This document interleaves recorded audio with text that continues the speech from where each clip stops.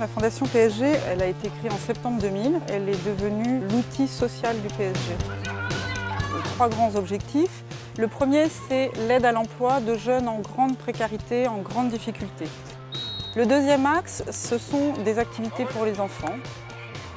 Et le troisième axe, c'est la visite auprès d'enfants malades avec l'aide des joueurs professionnels. On accueille près de 2000 enfants au Parc des Princes. Toutes les équipes qui vont participer vont venir pour participer à un tournoi, ils le savent.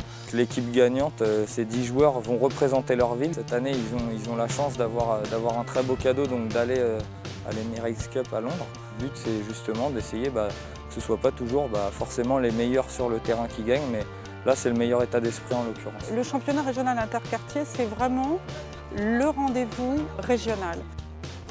Nous, ce qu'on veut, c'est une équipe de 10 enfants, dont 2 filles obligatoirement, qui vous représentera le jour de la finale. Et la finale a lieu au Parc des Princes au mois de mai. Les enfants se voient tous offrir une tenue maillot, short, chaussettes officielle du Paris Saint-Germain. On joue sur la pelouse du parc, on joue avec ses couleurs. On essaye de faire en sorte que ce ne soit pas que le résultat qui compte, mais beaucoup l'état d'esprit. Après, il doit y avoir entre 20 et 30 animations dans les coursives tout autour du parc. Ça permet à certains quartiers, à certaines villes, de pouvoir récompenser les enfants qui l'ont mérité toute l'année et avec qui ils ont travaillé.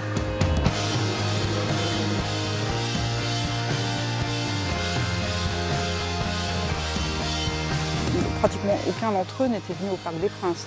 Donc ils n'y viennent pas pour voir un match. Et là, ils vont venir, mais en plus, ils vont venir, c'est chez eux. C'est eux qui jouent sur la pelouse. Et ce matin, on a regardé les pros s'entraîner.